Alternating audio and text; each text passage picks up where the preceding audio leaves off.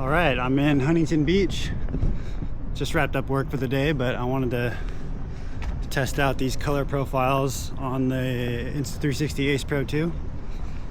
I'm shooting this video in the iLog, so I'm gonna see how that color grades in post and see what that looks like. I've been shooting in the flat profile. I thought that one worked pretty well as far as capturing the lights and the darks and giving me a little bit of opportunity to tweak the colors.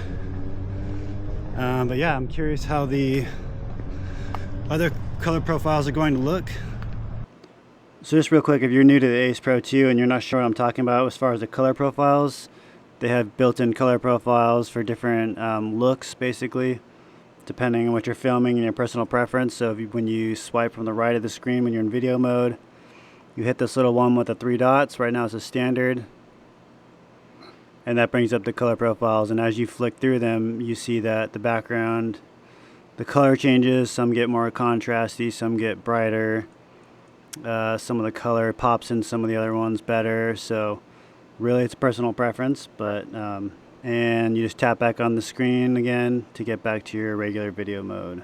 Figured it'd be a good test down here by the beach. I mean, I've got lights, I got blues, I got greens. Probably do some comparisons in different locations, but I'm gonna test it at the beach first, and I'll show you guys how the colors look for video, and then probably for some photos also. So let's go take a look. It's kind of windy down here right now, so hopefully the audio is picking up okay, but I'm down at this little park. I've got some palm trees back here, some blue sky, some clouds. This will be the first test with the different color profiles, and we'll see how they look. It's in my DNA to have hope and make a way. Good energy will hit that MJ fade away. Miss me with the hate and now, bruh, not today. Stayed in my lane, didn't complain, this was meant for me. Whatever come my way, this was meant for me.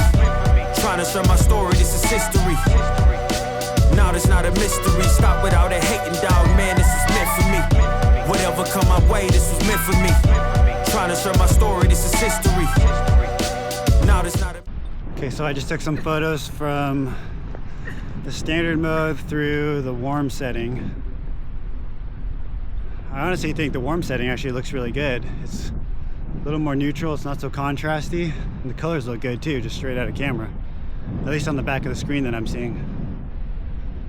So I'll have to see once I get it on the computer and actually look at it, but yeah, I mean, the other settings on there, I don't see myself ever using. The film, the urban, the orange and teal settings, like they all just kind of look kind of weird.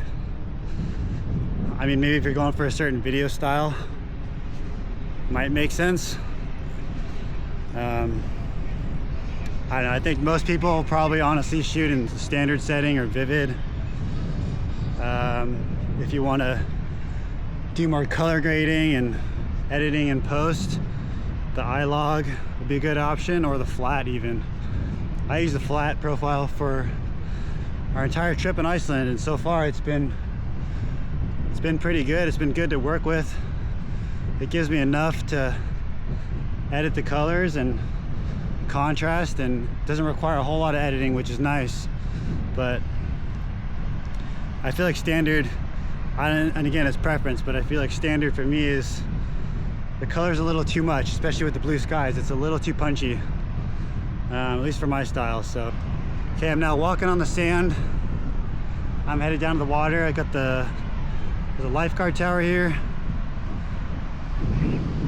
Change up the views, get something a little different. The last spot was very green with palm trees and grass, and this one I've got the lifeguard tower, the piers back there, which you're probably not gonna be able to get because it's too far, but a little different perspective. We'll see how this one looks with the different color profiles in the water.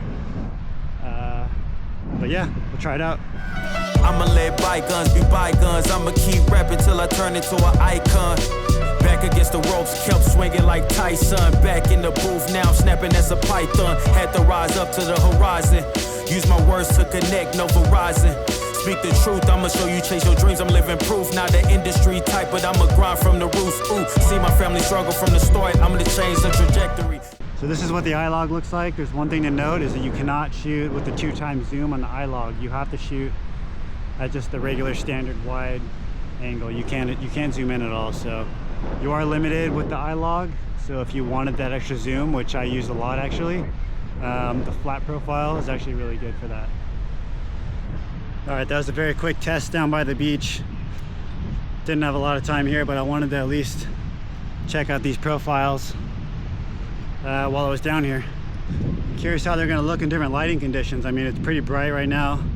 There's a lot of glare from the ocean.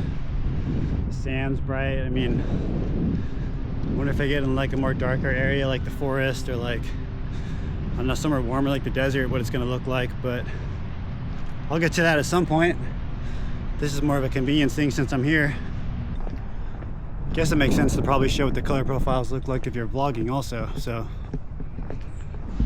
this is the eye log. Again, you're not going to be using this unless you're color grading. This is standard. This is vivid, which honestly looks very close to standard. This is flat profile.